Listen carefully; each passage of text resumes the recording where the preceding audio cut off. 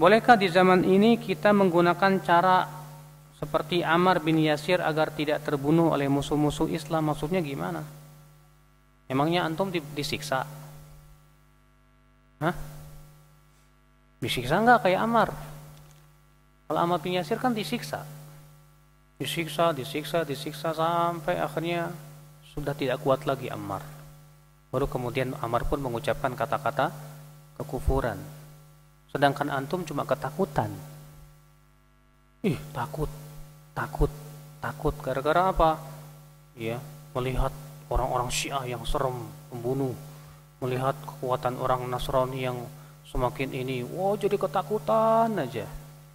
Ya, penakut jadinya, Pak. Padahal kita sebagai seorang mukmin itu hanya takut kepada Allah. Ya.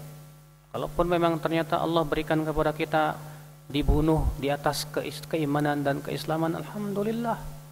Itu kemuliaan. Bagi kita itu sebuah kemuliaan. Ada apa kemudian ketakutan sana sini? Biasanya yang suka ketakutan tuh yang suka men-share kayak gituan tuh. Share sana sini, di-share tuh lihat. Karena ketakutan dia. Kalau dia nggak ketakutan nggak perlu. Ya. Makanya akal Islam jangan menebar ketakutan kepada para penakut dari kalangan kaum muslimin. Sudahlah kaum muslimin ini lemah imannya dan penakut, antum takut-takuti lagi.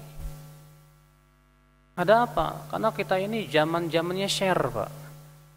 Ya, ada yang ngirim, ya, share ke grup BB semua, di-share terus.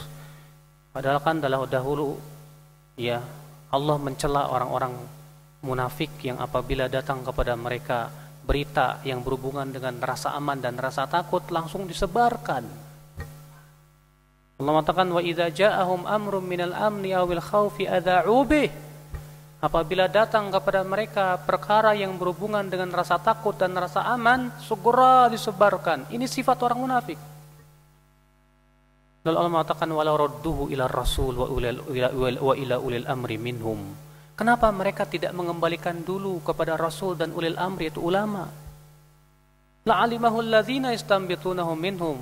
Akan taulah orang-orang yang berilmu itu apakah kabar ini berhak disebarkan atau tidak. Coba antum ketika men-share pernah nggak nanya ke Ustadz? Ustadz, kira-kira ini cocok nggak buat di-share? Nggak pernah. Antum sudah terbakar dulu oleh perasaan. Ketika antum membaca itu, antum sudah terbakar perasaan, wah ini langsung di-share ke orang. Apa antum tidak takut kalau antum masuk dalam penyakit kemunafikan dalam ayat tadi? Di mana di antara sifat orang munafik itu, apabila datang kepada mereka berita yang berhubungan dengan rasa aman dan rasa takut, langsung menyebarkan tanpa dulu apa? Bertanya kepada alim ulama. Apakah ini berita berhak untuk disebarkan atau tidak? Inilah Pak penyakitnya di zaman sekarang. Bahkan yang kita anehkan lagi, kok yang rajin share itu para penuntut ilmu gitu loh. Yang udah ngaji, yang sebetulnya mereka tidak layak untuk melakukan hal-hal seperti itu. Bahkan terkadang yang di-share itu hoak. Ya. Tidak benar. Nah, kalau antum memang ternyata masih punya sifat seperti itu, segera taubat kepada Allah dan berhati-hatilah. Terkadang musuh-musuh Islam itu sengaja menyebarkan itu hanya sebatas untuk apa?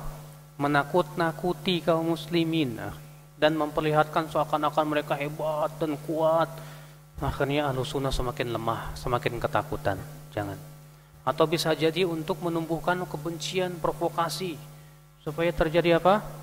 Ya, pertumpahan darah dan yang lainnya. Orang kalau sudah panas, das keras dan marah, Pak, mudah sekali apa? Diperciki api. Masalahnya bensinnya udah disebar di mana-mana. Tinggal diperciki api udah nyala. Sementara kita tidak sadar kalau kita lagi dibensinin. Kita sering tidak sadar. Iya.